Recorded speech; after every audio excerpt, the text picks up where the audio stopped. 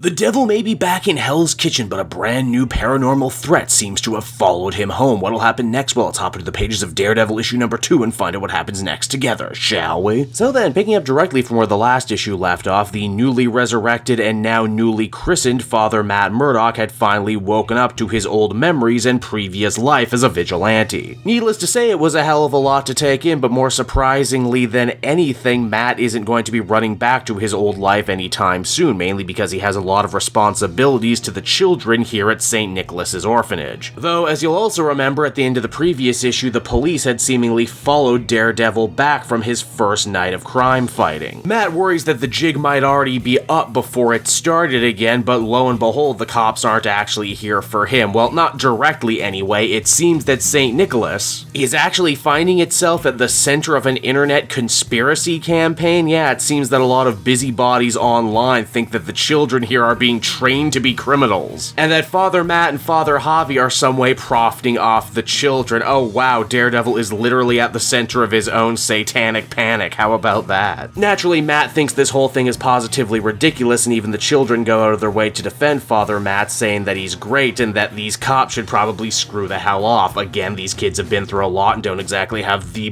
best relationship with the police. Needless to say, these accusations make Father Matt Murdock very angry, and when Matt Murdock is angry, the devil usually comes out to play, and good for him, there's still a lot of crime in Hell's Kitchen to deal with. Like tonight, in fact, wherein a brand new criminal organization calling themselves The Heat is moving in on one of Hell's Kitchen's oldest gangs, the Dragons. As Daredevil quickly notes, these guys aren't your regular run-of-the-mill hoods. They have state-of-the-art military weapons and even Kevlar vests. Someone very wealthy and well-connected is funding these guys' operations. Daredevil makes short work of them, though, as at the end of the day, they still are basically just their tools, but unfortunately, before he can interrogate one of the members, the police roll up on him. Matt is once again forced to leave the scene. Daredevil has never exactly had a great relationship with law enforcement, but now it's worse than it's been in years. And after one near brush with the law, Father Matt doesn't want his actions as a vigilante blowing back on the orphanage or the children. Something that I can only imagine is going to be a much bigger sticking point for this series moving forward. In fact, we actually get to see a day in the life of Father Matt as he deals with some of the children's problems. One of the poor kids is getting cyberbullied for being an orphan, as well as getting a lot of harsh words thrown his way for the criminal past of some of the other kids living in the orphanage. The kid opens up to Matt saying that if this is all in God's plan like he's been told, then he most certainly hates God's plan. Matt and him have a very frank discussion wherein Matt says if being mad at God means you go to hell, then probably no one would ever get into heaven. Matt knows he's good, the other kids know he's good, and in fact they're going to celebrate tonight by watching a PG-13 rated movie, even though most of the kids at the place aren't actually 13, but hey, Matt also knows you gotta pick your battles when you're a hero. Once all the kids go to bed for the night, Matt can actually get to the bottom of what exactly this strange conspiracy group known as Reveal All Devils is actually on about. Like most conspiracies, they start out small enough, leaving comments on other related conspiracy theory videos before eventually publishing their own hoax articles. All these things leave breadcrumbs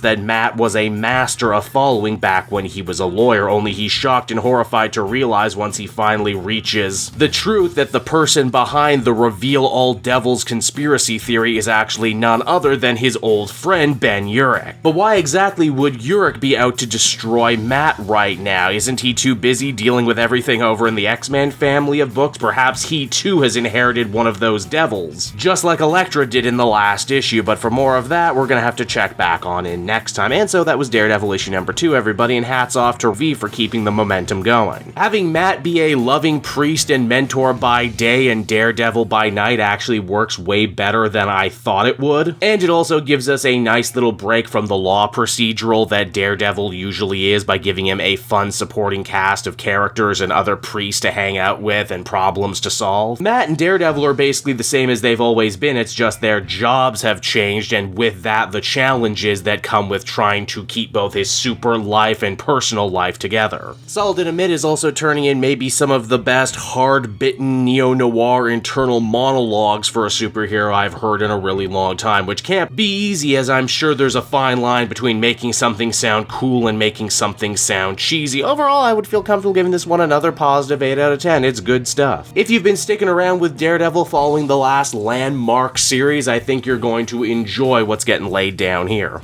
Hey there everyone, it's your pal Cape Joel again, and if you're seeing my face right now, that means you watched to the end of the video, and I'll always be grateful for that. Retention helps in this crazy YouTube game, and so does becoming a patron. If you head on down to the description, you can find a link to my Patreon page. Recently just redid all the tiers, a lot of cool stuff offering up there, exclusive commentaries, exclusive polls, behind the scenes concept art for Capes and Quest, that's the brand new D&D show I've started soon. Never been a better time to become a patron. You can become a patron for as little as $1 a month and help the channel grow and, help me continue to deliver content like what you just saw. So I want to thank you all, and I will see you again next time. Bye-bye.